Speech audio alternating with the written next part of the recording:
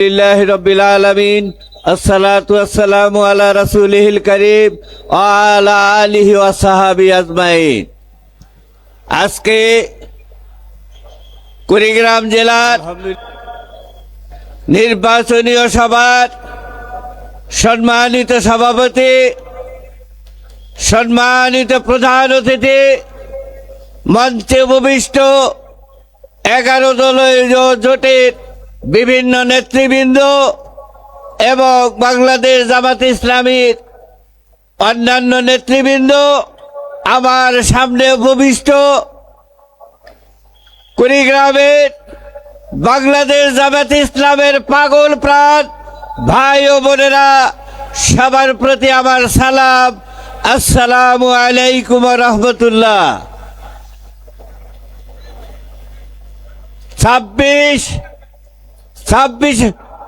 জুলাই বিপ্লবের পরে বাংলাদেশের যে প্রেক্ষাপট সৃষ্টি হয়েছে, মানুষের ভিতরে যে গণজোয়ার সৃষ্টি হয়েছে, এটি প্রমাণ করে আগামী দিনের বাংলাদেশ, বাংলাদেশ জামাত ইসলামীর বাংলাদেশ।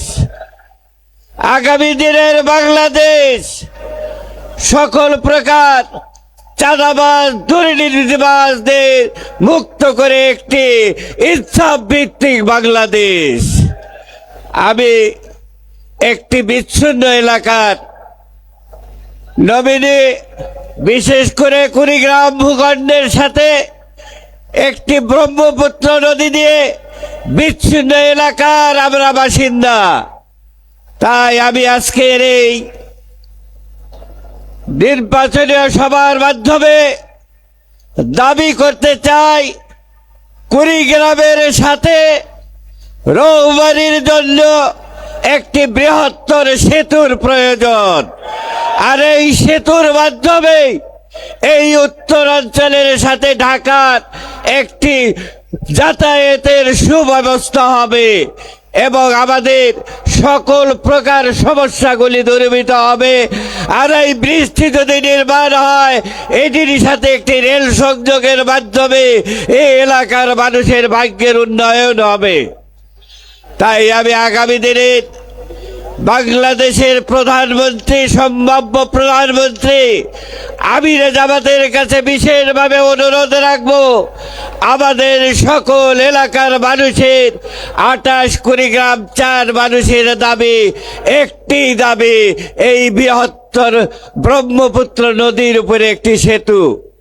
সেই সাথে বলতে চাই, আগামী নির্বাচনে যারা আমাদের বিপক্ষ শক্তি আমাদেরকে বিভিন্ন ভয় ভীতি দেখানোর চেষ্টা করে, আমি বলে দিয়েছি বাংলাদেশ জামাত ইসলামী এখন আর দুর্বল নয়। আপনারা আঘাত করতে আসেন না, আঘাত করতে আসলে আপনাদের অস্তিত্ব টিকিয়ে রাখতে পারবেন না। তাই আমি তাদেরকে বলবো, নির্বাচনের জন্য আপনারা এদেশে ইনসাফ প্রতিষ্ঠার কথা বলতে পারেন না, এদেশের মানুষের ভাগ্য উন্নয়নের জন্য সৎ নিষ্ঠাবান ব্যক্তির কথা বলতে পারেন না, আপনারা চাঁদাবাজি দূরীকরণের কথা বলতে পারেন না, আপনারা কথাই বলতে পারেন না, তাহলে দেশে মানুষের শান্তির জন্য আপনারা কি করতে পারবেন? তাই আমি উদাত্ত আহ্বান জানাচ্ছি, আগামী দিনের নির্বাচনে বাংলাদেশ জামাত ইসলামের পক্ষে, দাঁড়িপাল্লার পক্ষে রায় দিয়ে একটি ইনসাফ ভিত্তিক রাষ্ট্র কায়েমের পক্ষে আপনারা আপনাদের সুচিন্তিত মতামত রাখবেন।